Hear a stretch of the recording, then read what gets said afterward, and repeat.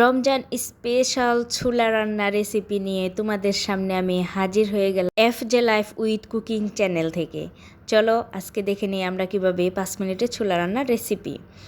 এখানে দেখতেই পাচ্ছ ছোলাটা খুব সুন্দরভাবে ধুয়ে পরিষ্কার করে ক্লিন করে নিয়েছি। কড়াইয়ে পরিমাণ মতো পানি দেওয়া হয়েছে, সেই পানিতে আমি ধোয়া ছোলাটা অ্যাড করে দিয়েছি। আস্তে আস্তে এখানে আমরা ছোলা সিদ্ধ করতে যত উপকরণ আছে সব কিছু অ্যাড করে দেব।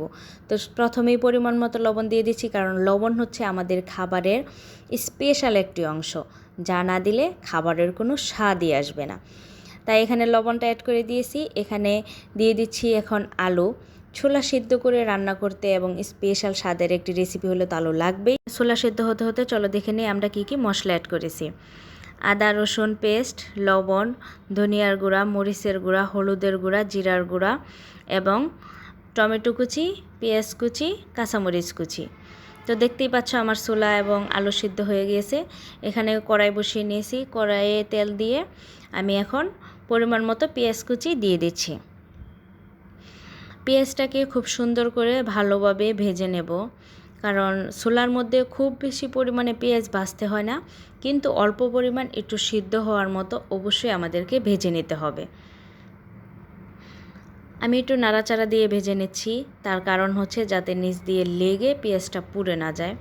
এখানে পরিমাণ মতো আমার পেঁয়াজটা ভাজা হয়ে যাওয়ার পরে অ্যাড করে দিয়েছি রসুন বাটা, 1 চামচ পরিমাণ রসুন বাটা, 1/2 টেবিল চামচ পরিমাণ আদা বাটা।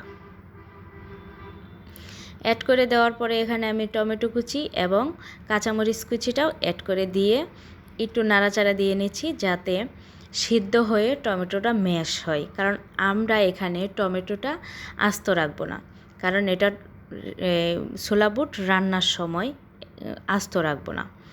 তো এখানে একটু সিদ্ধ হয়ে যাওয়ার পরে আমি এখানে যত মশলা ছিল দেখতে পাচ্ছিলে, সেই পরিমাণ মতো সব মশলা দিয়ে অল্প পরিমাণে একটু পানি দিয়ে আমি এখন ভালোভাবে মশলাটাকে কষিয়ে নিচ্ছি। আসলে একটা কথা কি, আমরা মশলা যত সুন্দরভাবে কষাবো আমাদের খাবারের মান এবং গুণগত মান তত সুস্বাদু হবে।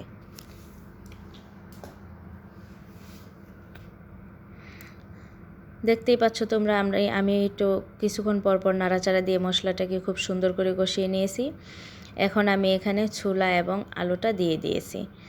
তোমরা দেখে বুঝতে পারতেছো অবশ্যই যে আমার কাঁচামরিচ কুচির কালারটা কেমন আছে।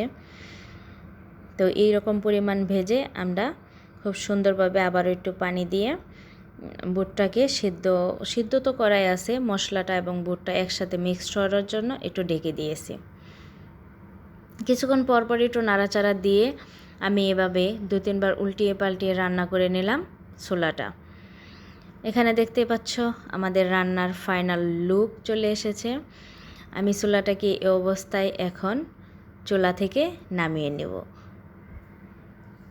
আমার রান্নাটা কেমন হয়েছে অবশ্যই বন্ধুরা কিন্তু তোমরা কমেন্টের মাধ্যমে আমাকে জানাবে। তোমাদের কমেন্ট পড়তে আমার খুব খুব বেশি ভালো লাগে, এবং কোথাও কোনো ভুল ত্রুটি হয়ে থাকলে সেটাও জানাবে। 5 মিনিট রান্না বলে কথা। তো দেখতেই পাচ্ছ আমি এখানে সব কিছু এখন পরিবেশন করে নিচ্ছি। আমি সাথে একটু শসা কিউব করে কেটে নিয়েছি, সেটা তোমাদেরকে দেখাচ্ছি, একটু পরিবেশন করে নিচ্ছি। অল্প পরিমাণে একটু পেঁয়াজ কুচি উপর দিয়ে ছিটিয়ে দিয়েছি যাতে দেখতে ভালো লাগে। সাথে একটু গাজর কুচি এবং কাঁচামরিচ কুচিও অ্যাড করে দেব। তোমাদের যদি আরও কিছু দিতে মনে চায়, যেমন ধনেপাতা আছে, পুদিনা পাতা, যদি মনে চায় অবশ্যই কিন্তু তোমরা দিয়ে নেবে, তাহলে খেতে আরও বেশি মজা হবে। তো আমার ছোলার ফাইনাল লুকটা কেমন হয়েছে অবশ্যই তোমরা কমেন্টের মাধ্যমে জানাবে। আজকের মতো এ পর্যন্তই। সবাইকে জানাই আসসালামু আলাইকুম ওয়া রাহমাতুল্লাহি ওয়া বারাকাতুহু।